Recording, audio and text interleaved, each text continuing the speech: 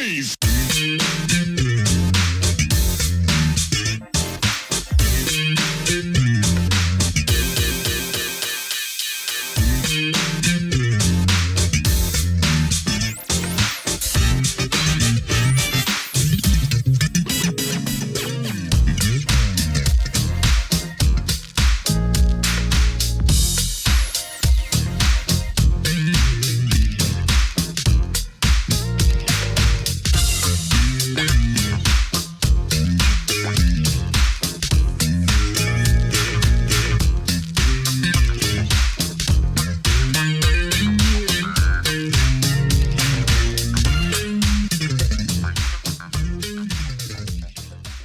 Welcome to another edition of Truth and Rhythm. This is the interview show that gets deep in the pocket with contemporary music's foremost masters of the groove.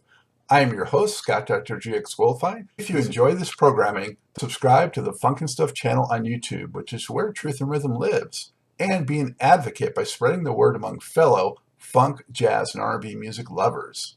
Join Truth and Rhythm's membership program through Patreon. You can also submit a direct donation to the cause anytime at funkandstuff.net. At that site, you can also purchase the book Everything's on the One, The First Guide of Funk. Shop for official Truth and Rhythm and Funk and Stuff merchandise, and use the Amazon links for all of your online purchases, which allocates a percentage to this show. For those of you who go the extra step in supporting the show, you have my heartfelt gratitude for allowing us to continue to shine the light on those special artists whose quest is to find truth in rhythm. I'm delighted to welcome to the Truth and Rhythm show keyboardist, composer, and producer Danny Thomas, best known as an original and longtime member of Confunction, one of the most successful, distinctive, and flat-out fantastic funk and R&B bands of all time. From 1977's number one R&B smash Fun to 1986's number 8 hit Burnin' Love, the 7-member Northern California group notched 10 top 25 albums and 17 top 40 singles. Equally adept at funk, catchy soul, and love ballads, other killer tracks included Chase Me, Too Tight, Got to Be Enough, Shake and Dance With Me, Let Me Put Love on Your Mind, Make It Last, Baby I'm Hooked, and Love's Train, which was recently remade into a hit for Bruno Mars' act Silk Sonic. In 2021, Thomas released an autobiography on his career with the band titled My Life and Fun Times with Confunction. Great to have you, Danny. How are you? I'm doing great. It's wonderful to be here. Wonderful to have you. Cool. Where are you today? I see some, record awards back there. Where are you? Well, I'm in my studio at home in Atlanta, Georgia. Atlanta. All right. Well, you're just, 4 hours down the road from me. I'm in Charlotte. Okay. Oh, I like Charlotte. Charlotte, a beautiful place. Yeah. I like it too. And it seems like a lot of the shows, at least nowadays, a lot of the concerts, they'll always hit Atlanta, but sometimes they bypass Charlotte. I know. But everything's come through Atlanta. I mean, so that's one of the fun things about it here. Yeah, except for the traffic. I don't like that so much. Oh, same here. I hate the traffic. That's why I work out my home. So I have it pretty easy. I never leave the house. Well, it's so good to have you. Thank you for doing this. And, I'm wearing this, as a tribute today. I got, Confunction is up here high on the list of groups, as they should be. So. Right on. Cool. I need one of those. Well, actually, anybody can get one of these at the funkandstuff.net website. So, go there and get your own one of these. It's pretty cool. Yeah. Cool. Yeah. So let's jump in and start, with a rewind and get a little bit of background on you, Danny, on, how way back when you first gravitated to music and why keyboards. Well, my sister was a Rhodes Scholar, and she graduated from Fisk University. She played behind the Fisk Jubilee Singers at 16. And at the time, I was 3. And I don't really remember this, but my parents tell me that I was on the coffee table, pretending like I was playing the piano. And they looked at each other, my mother and father, and said, well, maybe he has it too. And the next week, they sent Sherman and Clay Music Store with a truck and told me to pick a piano at 3 years old. New piano. I didn't know what I was doing, but I picked one. And the following week, I was taking lessons, piano lessons. It was fun for about a week or two, but it got real old quick when all the rest of my friends got to play baseball and hide and seek and all that, and I had to practice. And but I stuck with it. I didn't give up. My friends used to tease me a little bit and everything. I said, forget y'all, 'cause I knew where my bread and butter, where my bread was toasted from. Okay. Anyway, and I wanted to make my parents happy. Mother especially. I felt at that age that they really couldn't afford it. They wasn't rich. My mother did hair. My father worked for the Mare Island, a shipping yard, retired servicemen and stuff like that. So, I took it personal that they tried to give me something to better myself with. So it took me a few years to really get into the piano. Maybe junior high school, I came home one day and got on the piano and practiced for about 5 or 6 hours, nonstop. My parents used to come up. It was cool because my piano was the front of the house and the den was in the back, long hallway. So I didn't bother anybody, right? So, but they would check on me, make sure I was okay, and I said, "Yeah, I'm fine." So I had just music was getting in my blood. I started playing more popular music, the stuff. I was started off doing classical music, doing recitals and stuff like that, which was good because it kept me from stage fright. So at 10, I was doing recitals for 50 to 100 people on piano by myself. And so it was good practice and everything. So I got to a certain point around junior high school where I was just going to take it on my own and start just working by myself. I stopped taking lessons. And one thing led to another. Actually, my parents hired me and my cousin for my first gig in junior high school. My cousin played the drums. We had some more friends that would come by and pick on the guitar, do a little vocal. So they said, for a Christmas party, we'll hire you guys to play and pay you. We said, for real? And so we practiced, got a nice little song list together and everything. And we did the party and it was great. Everybody loved it. We had fun, and we got paid. I said, wow, I can get paid for having this much fun. I want to do this some more. So, of course, my cousins wasn't serious about playing music at that time. So I said, I'm not going to worry about it. Just keep practicing. And when I get to high school, I'll find some serious musicians. And lo and behold, I think the third day of high school in the 10th grade, I was in the piano room in the music class and the music building rather. And I was playing in this little music room by myself. And Mike Cooper stuck his head in the door and said, "Oh man, sure. How you do that?" And so I showed him what I was playing. And then he said, "You want to start a band?" I said, "Yeah, let's do it." And that was the beginning. He introduced me to Louis McCall. And then we met Michael Wilson on bass. And we started a 4-piece rhythm section at that time. And we did talent shows, and eventually we ended up playing for high school dance and stuff like that. And of course, we picked up more members during that time and became Project Soul in high school, the name of the group. And then one thing led to another. We got a chance to meet with some groups. The Soul Children was the first group that we met out of Stacks in Memphis, Tennessee. Let me cut you off and jump in a little bit if I could, Danny. For sure. Apologies. No problem.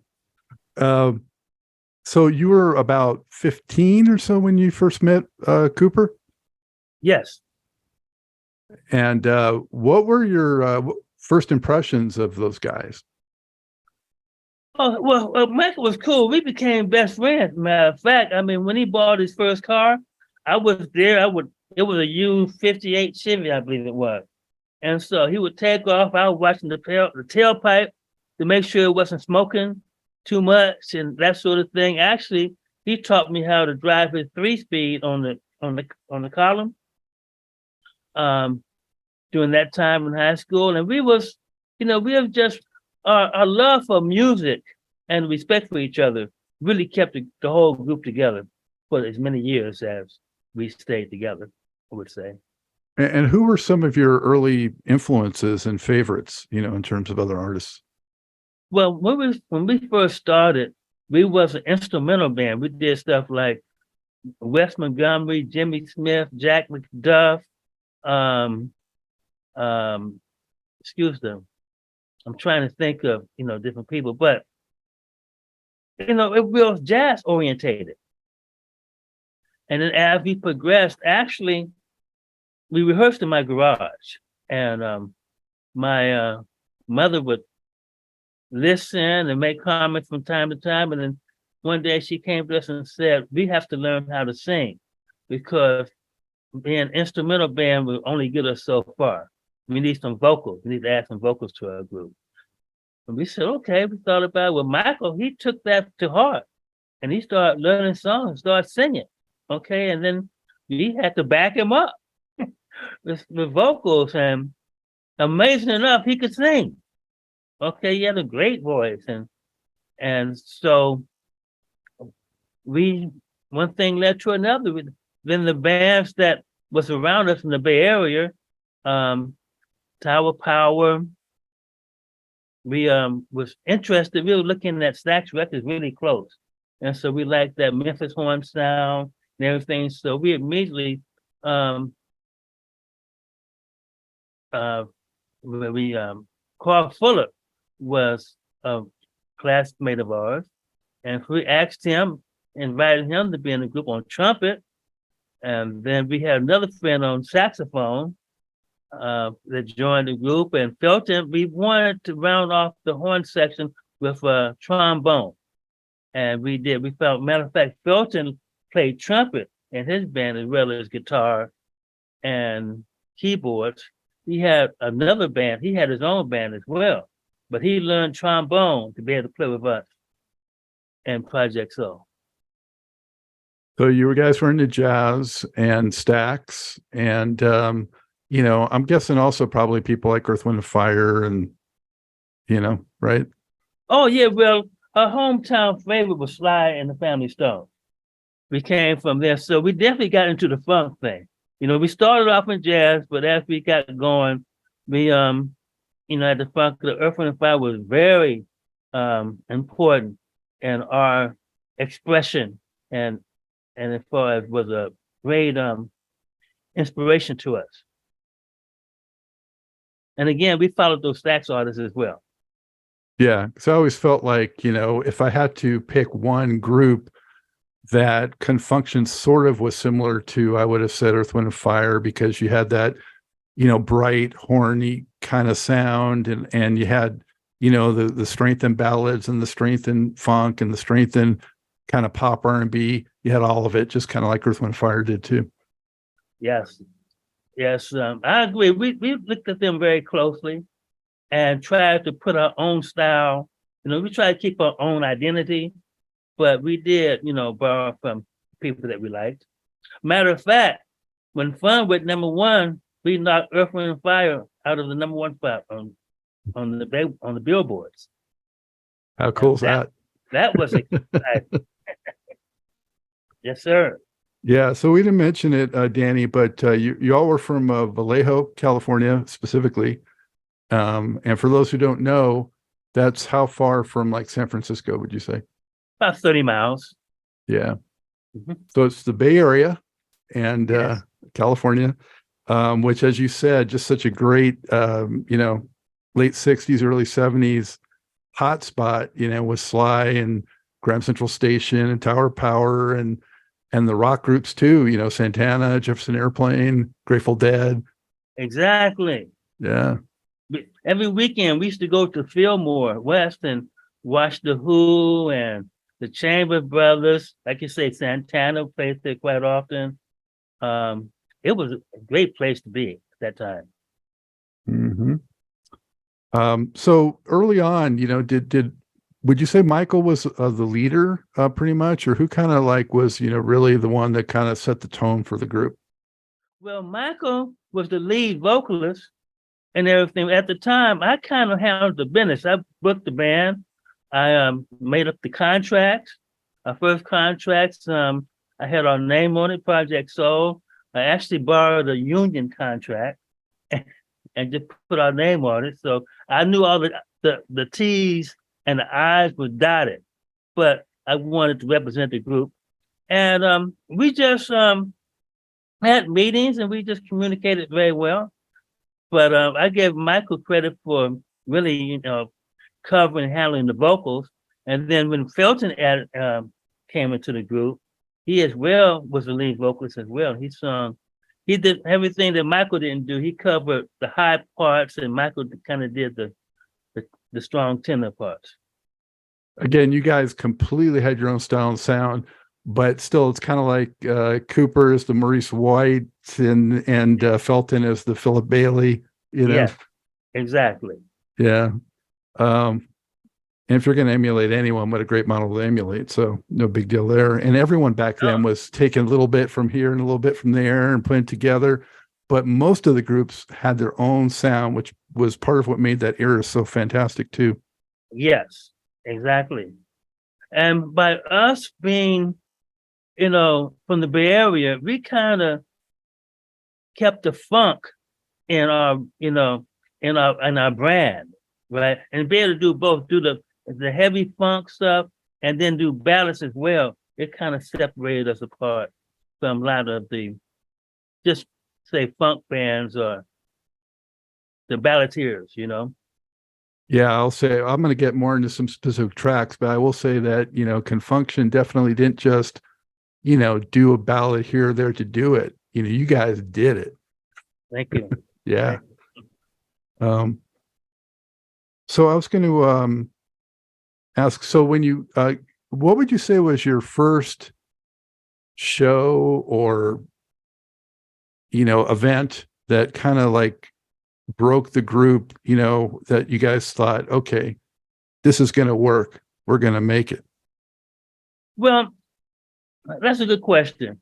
It was always a positive progression from us in my garage rehearsing, learning songs, and entering talent shows, which we were blessed to win most of them. And we would take the prize money and invest back into the group, buy better equipment. And, we just, wanted to have the best sound that we could. Okay, so we was blessed to have some people that really help us, like the Soul Children. When we met them, our manager at the time, Joe Connors, he was a promotional person for Stax Records. And I give the Barcade credit. They kind of like opened our eyes to a show band, because the West Coast bands kind of just stood and just played, like Tower Power. They just slapped flat foot and just jammed. Okay, very powerful band.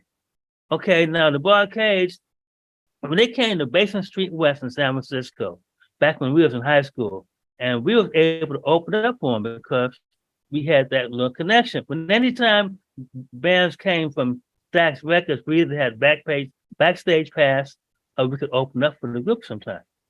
And so we had our following because we was pretty hot. We were one of the hot bands in the Bay Area. So we did our show and we felt good about ourselves and everything. And we had everything. So we don't know. So we sitting back waiting to hear the famous Barcades at that time. So when they came out high stepping, spinning their instruments, their trumpets and stuff, and just just show band. I mean, 100%. The lead singer, all of them just put on a fantastic show. Nothing like we had seen before. They had the outfits was coordinated and everything. And so we said, I mean, I'm out of the blow, to tell you the truth. I mean, I'm not, I talk about them in every interview just about. And so after the show, we was able to meet them. They're really nice guys, and they complimented our show as well. But we told them how much we really enjoyed them, and we went back and rewrote a whole concept. Okay, we started working choreography into our show. We got our uniforms, and had them kind of coordinated better, because normally we were just kind of like playing in street clothes before that. So, but the East Coast vibe, the East Coast bands put on more of a show atmosphere. They came and they went more so than the West Coast. So we were able to get that East Coast vibe added to our style. And that was a very, to me, dominant changing moment in our development. And then after that, we met Rufus Thomas. Mm-hmm. And we met him at a telethon, but we was just backstage again. We were just there because we had the connection, right?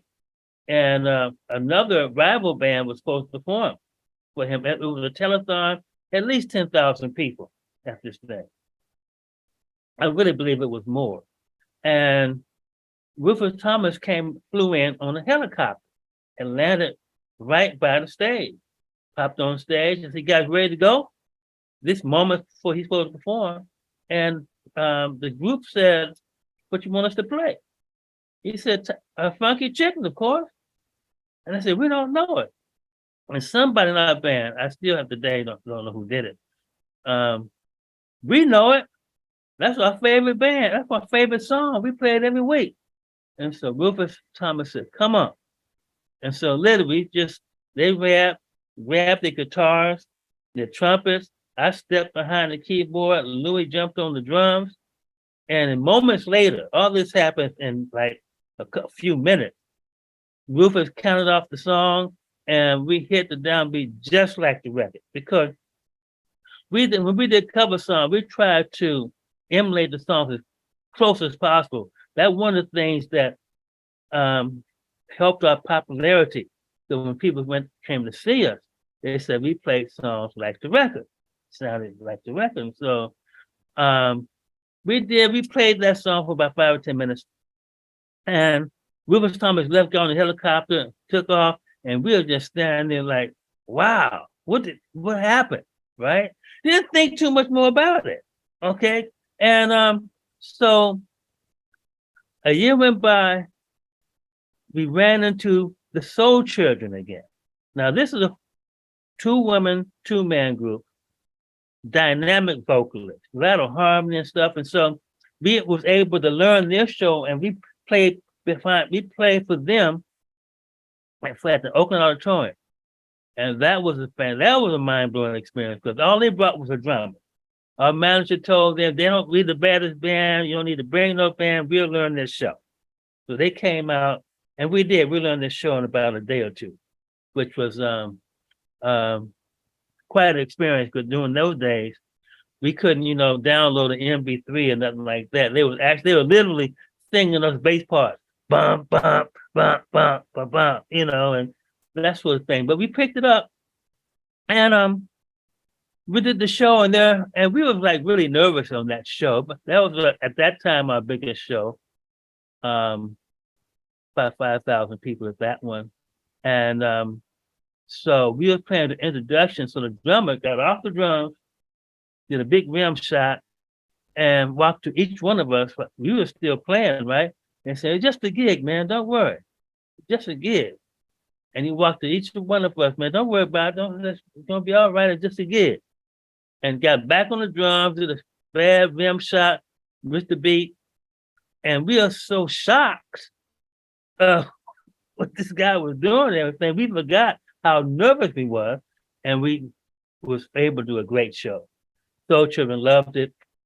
They left and didn't think too much more about it until a couple of years later they came back to perform at in Oakland, and so we just went and got right up front just to enjoy the show, show our support because we did like the group. They was a fantastic group, and so Norman West, the leader of the group, he saw us and said, "We want you to come backstage after the show," and we did. And this was a Saturday night. He said, "We firing our band. We want to hire y'all, but can you come back Sunday and talk to our manager?" Which was Charlie Graciano. I'll never forget it. And so we did. We went back the next week and met with them, and he gave us an offer we couldn't refuse. And so they wanted us to meet them at the Memphis Coliseum, 18,000 seater, and play behind the Soul Children for a show that had Bobby Womack, The Emotions. The Staple Singers, and another band called the Sons of Slum. They was a Funkadelic clone. They had the weird outfits and everything. And so we were the show band for the Soul Children. And that was a fun tour. That thing went on for about 3 weeks to a month. And all of a sudden they pulled us off the tour and said, we all flying in to Los Angeles. So they really didn't tell us anything. We didn't know where we were going. We just got to the airport, went to the hotel, and eventually we made it to the Coliseum. Watt Stacks was one of the biggest concerts at that time, 103,000 people. They had Rufus Thomas, The Emotions, Isaac Hayes, the whole gamut. Even Richard Pryor was there. And so we knew we was playing for the Soul Children. And once we got there, at the last minute, we found out we were playing for Rufus Thomas as well. But as a matter of fact, once we signed with the Soul Children, any concert where Rufus and the Soul Children was at, where Rufus Thomas and the Soul Children was at, he used our band. He didn't take a band. Okay. So that's how we were able to play behind Rufus Thomas at the Watt Stacks concert. And he kind of like stole the show. I don't know if you ever seen that clip. Well, yeah, Bart Caves were pretty awesome too, but yeah. Yeah, Bart Caves, always awesome. Yeah, but so he really looked out for us. He introduced us to his daughter, Carla Thomas, and we did our USO tour, our first USO tour with her in Japan. And we were able to make connections in Japan while we was over there. So we ended up touring Japan for the following 10 years, at least once a year, on our own, just from that connection with Rufus Thomas. So we had a lot of angels watching over us. Did you guys stay living in Northern California though, or did you ever relocate at some point? No, we moved to Memphis, Tennessee, during when we was touring with the Soul Children. That lasted for about 7 years, and then we moved back to California. Wow. And that about the same time we got a record deal and everything. Watt Stacks, I think, just was it 50th anniversary or something like that? They put out for the first time earlier this year. I don't know if you saw that, but they put out everything that was recorded during that entire, performance and week for the first time. Like everything is just out in like 12 CDs or something crazy. That's great. I've been waiting for them to do something like that. Yeah. It was a phenomenal time and a phenomenal concert. Yeah, it's historic for sure. You're part of a big piece of history right there. Yeah, thank you. Yes. Wow. And you ended up signing to Mercury Records, which is where the Bar-Kays were at that point too. How did that come to be? Well, like we used to play with the Bar-Kays. We used to open up for them all the time. Local venues around Memphis, and so when the Bar-Kays got their record deal, somebody mentioned their name to us, mentioned us to them, and we ended up signing as well. And it was a beautiful thing. Did you have to audition or you just got signed? We just got signed. Well, we had an attorney that was working with with Mercury Records. He had a friend there as well. So, we was being presented, several different avenues. And so when they came and Barcade got their attention, okay, so I guess they said they might as well pick us up too while we're there. Wow, it's a great label to be on at that time because they also were doing great things with Ohio Players. Yeah, Yeah. exactly. Yep. And so we had a good time. We recorded about at least 4 albums with them before Polygram with the mother country and mother label. And so we ended up doing several records with on the Polygram label as well. Do you remember, Danny, the process of just recording that first record with Mercury? What it was like, how excited were you guys? And was it stuff you had already in the can, or did you come up with all new stuff? Well, it was stuff that we had in the can, because had a production studio and we're recording where we signed a production deal with a company called Freetone, which was owned by the Axtons, people that were actually involved in Stax Records back in the day. And so we had a whole album done. And so that we shot that album to Mercury Records and they accepted it. Okay. Well, that first record, it didn't, do as well as the ones that would come, but all the parts were in place, I think, for that Confunction sound. I want to mention a few tracks in particular. Owe It to Myself, Tell Me That You Like It, and Shun Feels Good, which was a single. Those are all great Confunction funk, and then ballads like Never Be the Same and Another World, Yeah, and a matter of fact, we did a Tambourine Man, a cover of John Dylan's song. And in certain places, it was a hit, like in Washington, D.C. We went to the concert at the, I think it was the, I forget the name of they had the name of the Coliseum at the time. It was, anyway, everyone had tambourines. And we did our little set. We played Tambourine Man. It was like 50,000 tambourines and whistles in the audience, which was a blast. Mm-hmm. Well, so after that record didn't, maybe chart and do as well as you had hoped, did you guys feel discouraged at all? And did you feel like, you really wanted to knock it out of the park with Secrets? Oh, yeah. Well, the second one, we was able to team up with Skip Scarborough, famous producer. He would produce Earth, Wind and Fire, LTD, and just a bunch of people. Had just a great guy. So we was looking forward to coming very strong with that second album, which most people think was the first album. Exactly, that's the one that made some noise.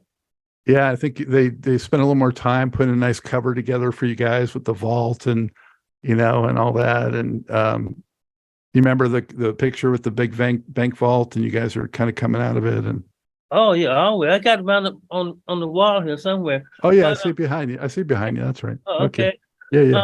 Well, we had a budget for that album. The first one was a shoestring budget that we had, which was a door opener, basically. It was a blessing to have. We was recording with some guys, other groups at that time, that had sponsors and managers and everything. But we was just like doing little gigs, just making it, but we was able to come out with a great record project and a deal. Yeah. Now, the way I became acquainted with the group, like so many, was, in Fun, hit the airwaves, and it was just undeniably a great, catchy track. And it was funky, but still catchy, it had that hook. And do you remember especially I love the way it begins, it's just that groove. Do you remember like when you guys first kind of came up with that, and did you think it was going to be a hit? Now, which one was that? Fun. Oh, but actually, we didn't know it was going to be a hit, because the record company, no one picked a single off of that album. They released the whole album. And for that reason, because they couldn't pick a hit off of it for some reason, and they decided to let the radio pick the hit. And so the radio gravitated to Fun. And once that happened, it was over with. It was just, it became our national anthem, became our anthem, okay? And it just took off. It's the way it opens with that groove and Michael doing his little yelps, and then the horns kicking in, and just and then it also ends where they strip away some of the tracks, kind of like the way Shining Star ended for Earth, Wind and Fire. Yeah. It was definitely a song that established us in our groove as a funk and a hard-hitting band with a lot of horns. The horns Yeah. Really, Yeah, horns were really bright and brassy in the mix on that. And the chorus, was almost like a little Beach Boys-ish, kind of like Beach Boys-ish kind of vibe meeting the funk, Yes. It was, I mean, like, we were so in awe during that session while we were recording those songs that we were just putting everything we had into it and hoping for the best, praying for the best. Well, I heard that. Then when I got the album and I heard Confunctionize Ya, I was like, oh my God, this is serious funk. Confunctionize Ya, still one of my very favorites. Thank you for that. Yes, me too. I like that Confunctionize Ya. It was a good time for us. That whole run, we had, everyone was writing, everyone participating in the, like the production sort of, like Skip Scarborough, he was in charge of everything, right? But we did, we demoed our songs out before we went to the studio. And so we had a good vibe of what we were going to do when we went in. And everything came together. And as good as that album was and those hits were, I felt like the next one, Love Shine, had like a maturity. You guys were like growing. I could sense it. Some of the compositions were a little more like fleshed out. Mm-hmm. And I felt like beginning to end, it was a little more consistent. Yes. I give Skip Scarborough credit for a lot of that because he got to know us and we got to know him, and as we continue to write, our writing kind of just improved, got a little bit more serious. Of course, So Easy and She Can Dance With Me were hits. Make It Last, just a great ballad. And When the Feeling's Right was one of those tracks in particular that I felt like you guys really stretched out, and did some interesting things. Yeah, that was a good one. That was a nice, fun song, trying to just keep it upbeat, and keep it funky. And then for me, that album was like a stepping stone to like the strongest Confunction album of them all, from my perspective, is Candy. Great choice. Yeah, we had that was a great project as well. We had a lot of good songs on that album. I agree if you told. Even with what had preceded it, when I first heard Chase Me, I was just blown away. Yeah. Wow. That, and then the ballad, Let Me Put Love on Your Mind, just phenomenal. Yes, that's one of my favorite songs still today. Both of them really, but the ballad, the guitar work on Let Me Put Love, and just Michael screaming his head off on it. It's awesome work. And we was able to get a little funk in there too, We was able to keep the funk going. Well, it's funny because when I had spoken to, I think it was Felton a while back, I always thought that Chase Me, the chorus, reminded me of Isley Brothers, at that time. And then he told me that the ballad was influenced by the Isley Brothers. Let Me Put Love on Your Mind. Yeah. Yeah, but that rock guitar, that, rock soulful guitar, it definitely was inspired by the Isley Brothers. They had a lot of influence on us as well. Did you guys ever do any shows with them? Oh yeah. Many shows. Matter of fact, they had some of the best tours out at the time because we all had great after parties. You know, um, they have a big ballroom after every show, and we did quite a few shows with them. For a few years, and always a party, plenty of eats, drinks, a lot of fun. People was invited, and it was. Isley Brothers knew how to do it. They were living large for sure back then. Yeah. And their attire was something else too. Oh yeah. Their wardrobe. Yeah. They had different influences because the guitar player, he came from from that age of Jimi Hendrix style. Okay, and that really flipped the group. That really just, made it exciting. Annie, were there some other like keyboard peers back then that you really kind of admired or looked up to? Anybody like I don't know, from Stevie Wonder to Chris Jasper to whoever? Oh, Stevie, George Duke, of course, Herbie. We worked with Herbie in the same studio for CBS Studio. We recorded at CBS Studio in San Francisco. And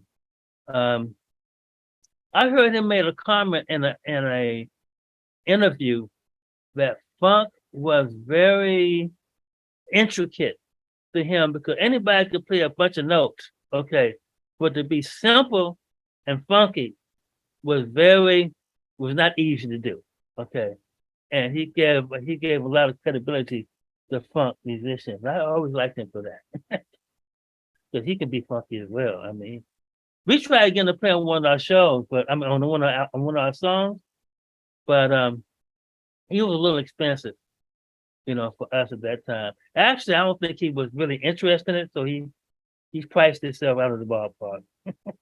But I'm not mad at him, he's a great guy. What was so around the time of Candy and a couple of records after you guys were at your peak in terms of commercial success, what was life like on the road for Confunction back then? Fun. Never a dull moment. We had some great tours. They were planned awesome. We'd have breaks and have time to really, didn't get burned out like a lot of groups do when they go on the road. And so it was just an awesome time. We go into a town and, everybody's expecting us, they treating us, we got the key to the city, and it's a wonderful life. A hit record, it's a great time in your life. You have a hit record and people and we try to, we carried ourselves as respectable young men. We didn't we had a reputation of being, like role models almost. Okay. We wasn't that crazy musicians that I wouldn't say role models, but something, you wouldn't mind your daughter dating a guy, one of us, because we carried ourselves pretty cool and stuff like that. So didn't have any problems at all.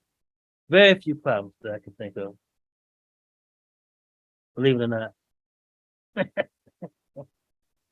And how much fun did you have getting to, go on Soul Train and shows like that? And Oh, it was a blast. It was a blast. Soul Train was definitely top on our list, but Solid Gold wasn't bad either. With the Solid Gold dancers, and Dick Clark, American Bandstand. I mean, that guy never got old. It was amazing, but in concert was fun. We was able to perform on that program as well. So, but Soul Train was just, I guess, so much energy, and everybody was into the music, and Don Cornelius, he was such a class act. He really was, really made you feel welcome, and I really miss him still today. Definitely a gentleman. Yes. And you mentioned American Bandstand. Danny, I watched this past week the clip of you guys actually being interviewed on that by Dick Clark. And I think you said that you liked racquetball or something like that, or I love racquetball. Yeah, I even turned the drummer, Louis McCall, into, I turned him on to racquetball, and he loved it as well. And I did have fun beating him too. Yeah. But yeah, those were the days. We used to go around, and if we had some spare time, we'd go to a YMCA or something like that and play. I had the chance to play at Howard University, at their gym, at their courts, play some racquetball there and different places. Yeah. and watching that too. I mean, it sounds like that the group was pretty, like you said, I don't know, role model or respectable gentlemen. Like kind of good, clean, fun living. Mostly, it seemed like. Yeah. We come from a little town. Most of them come out of Vallejo, California, which is a little country town, suburbs from San Francisco. So we're just clean cut guys. I give my parents and all of our parents, because our parents are all friends. They all kind of, they all backed the group and they backed us. And, like Cedric's father was in the military, he was in the Air Force. So he was disciplinarian, he didn't joke around. And my mother, she didn't, stand for any foolishness, as well as all the parents. We had a good training, we grew up with good role models. So we were blessed as a group, I would say. Do you know if any footage exists of you guys playing live from the late 70s? Because like those TV shows are kind of lip sync performances, but it'd be so great to see an actual show from back then. Do you know if anything exists? Well, In Concert have some clips of us. We did a 45-minute show of In Concert, and I would love to see that again. I got some still shots from that concert as well, but no, I don't. That's a good thought. I have to look into that. Trying to find some footage from In Concert. Yeah, well, even just from the clips that are to the record, I think you can tell that the group just had energy and had so much fun performing. Oh yeah. When our first show, when we opened up for the Commodore, we was young and crazy. We had the smoke, we had trumpet we had everything. We had the smoke, we had the flash pots. Okay, we would blow the stage up. We had a car full of our trumpet player. He would shoot people with his trumpet, and we would fall out and then come back alive again. It was just, we put on a show. Yeah. And like I said, we continue to have the dance routines. We tried to be uniformed, and we were blessed to have some great people that did our wardrobe. Okay, was top notch designers and stuff like that. Our management, they took care of everything for us. We had Taurus Production was our managers at the time, and they took very good care of us. Taurus Production, Quentin Perry and Clarence Jones. I commend them still today. Yeah. There's much more to this great Truth and Rhythm interview. Just continue on to the next part of the episode. Also, be sure to subscribe to this channel. If you've already done so, please share it with friends. and become a member by joining Truth and Rhythm on Patreon or consider donating at funkinstuff.net. Thank you very much.